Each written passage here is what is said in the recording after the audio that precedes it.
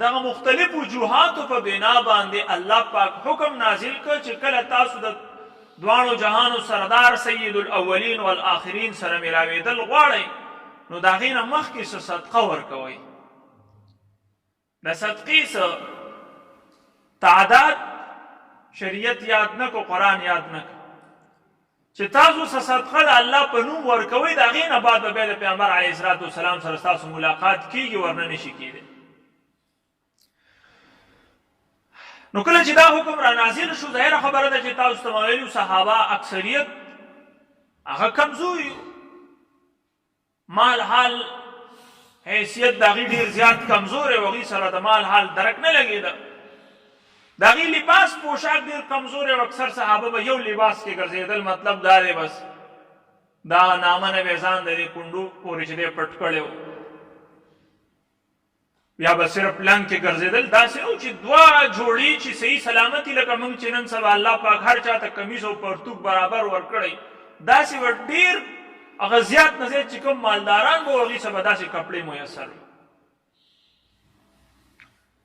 او دا د غټو څادرو د دې کوټونو ووټونو خو تصور نه و، عام طور صحابه اکثریت کمزوري و.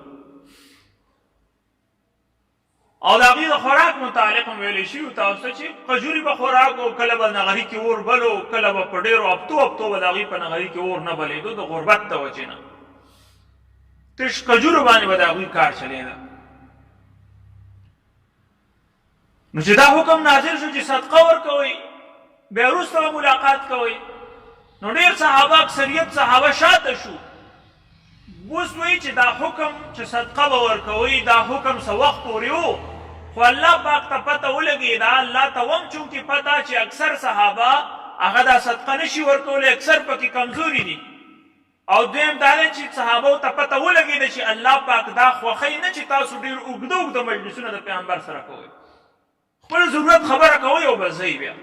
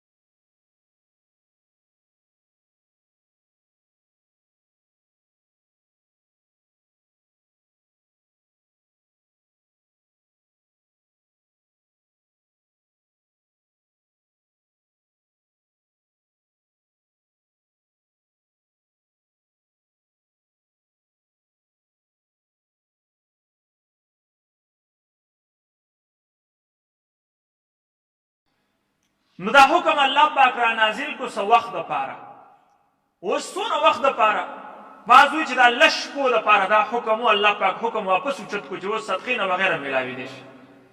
او ابن عباس رضی الله عنه وایي نه د ورځې څه حصه دا آیت برقرار و چې خلک خبردار شو پوه شو صحابه، نو الله پاک حکم واپس اوچت کو چې دا خو ډېره ګرانه ده، تاسو به واقعي نشئ میلاوېدی پیغمبر صاحب، نو حکم الله پاک واپس اوچت کو چې بغیر صدقې میلاوېدی شي. اوس په دې آیت باندې څنګه چې دا آیت نازل شه د صدقې، نو ډایرکټ علي رضی الله عنه په دې باندې عمل وکړو. یو روایت کې راځي علامه قرطبي رحمه الله نقل کړی چې ما سه یو دینار و هغه مې خرڅ کړ، په هغې مې څه درهم واغستل، یو درهم به مې ادا کړو د ملاقات نه مخکې. او بعض دا روایت هم نقل کړی چې علي رضی الله عنه یو ګوتمه چې دی هغه صدقې په طور باندې صدقه کړل او بیا پیغمبر علیه السلام سره ملاقات وکړو. علي رضی الله عنه به بیا په طور فخر فرمایل چې قرآن کې یو داسې آیت دی چې په هغې باندې صرف ما عمل کړی دی، نور هېڅ چا په دې عمل نه و کړی. وایي صرف ما په اول عمل کړی دی، نه زمانه مخکې په دې چا عمل کړی، نه بیا زمانه وروسته په دې باندې څوک عمل وکړی شي، ځکه ډایرکټ آیت اوچت شو، حکم منسوخ شو. تو علی رضی الله عنه بعض اوقات वो फरमाते थे कि कुरान मजीद में एक ऐसी आयत है जिस पर सिर्फ मैंने अमल किया है, न मुझसे पहले किसी ने इस पर अमल किया और न आइंदा इस पर अमल कर सकेगा। और वो आयत कौन सी है? वो आयत नजवा है। वो कौन सी आयत है? या अय्युहल्लज़ीना आमनू इज़ा नाजैतुमुर रसूल फक़द्दिमू बैन यदै नजवाकुम सदक़ा, सूरतुल मुजादला की 12 नंबर आयत, जिसमें अल्लाह ताला ने हुजूर सल्लल्लाहु अलैहि वसल्लम के साथ मुलाकात से पहले सदका करने का हुक्म दिया। हजरत अली ने फौरन सदका किया और हुजूर से मुलाकात की। इसके बाद हुक्म अल्लाह ताला ने वापस उठाई और उसको बगैर सदका के हुजूर से मिलने की इजाजत दे दी गई। हजरत अली रज़ियल्लाहु अन्हु फरमाते थे कि सिर्फ अल्लाह ताला ने सिर्फ मुझे इस आयत पर अमल करने की तौफीक दी, चूंकि आइंदा के लिए आयत रही नहीं और मुझसे पहले किसी को हिम्मत नहीं हुई कि वो सदका दे दे और हुजूर सल्लल्लाहु अलैहि वसल्लम से मुलाकात फरमा दे। और इब्न उमर रज़ियल्लाहु अन्हु बवेल कि अली रज़ियल्लाहु अन्हु तक कम 3 खुसूसियात मिलाव शवी कि चरता दा माता मिलाव शवी दा जमा द पारा द सरू खानो न छे दा गौरव बेहतर। यौ दा ची दा अगप निकाह की सय्यदतु निसाई अहलिल जन्ना फातिमा ज़हरा रज़ियल्लाहु अन्हा दा अगप निकाह की दा कदा जमा पे निकाह की वे न दा जमा दा पारा द सरू खानो न गौरव बेहतर। अल्लाह पाक गत दा फजीलत वर्क ची जिगर गोशे रसूल सल्लल्लाहु अलैहि वसल्लम दा अगप निकाह की दा पैगंबर दस्तर को यखवाले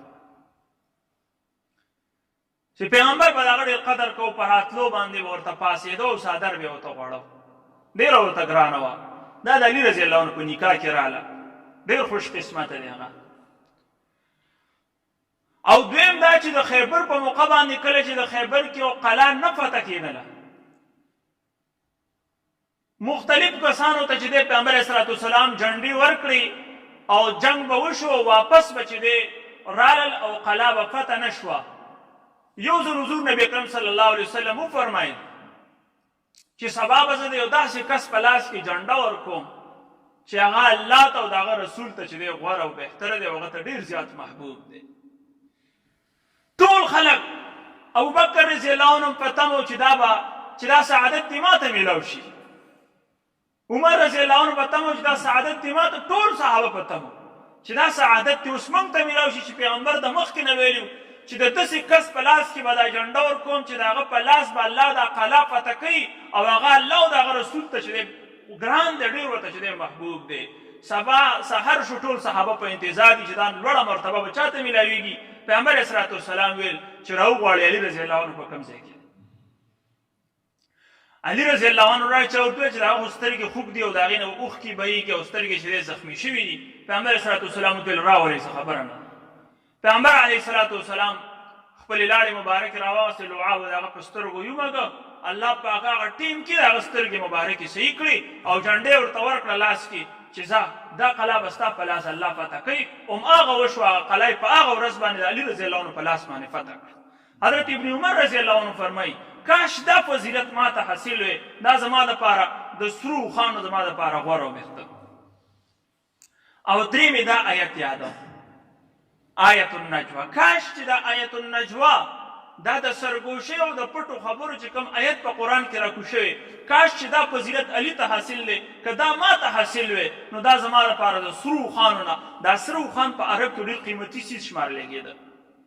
نو ځکه هغه قیمتي څیز یاد ته چې د عرب ټولو کې قیمتي څیز ما ته محبوب نه و، خو که په دې 3 خصوصیاتو کې فضیلتونو کې ما ته یو هم حاصل شوی وی، کوم چې الله پاک علي رضی الله عنه ته ورکړل، د هغه په کتاب کې راله، د هغه په عملنامه کې.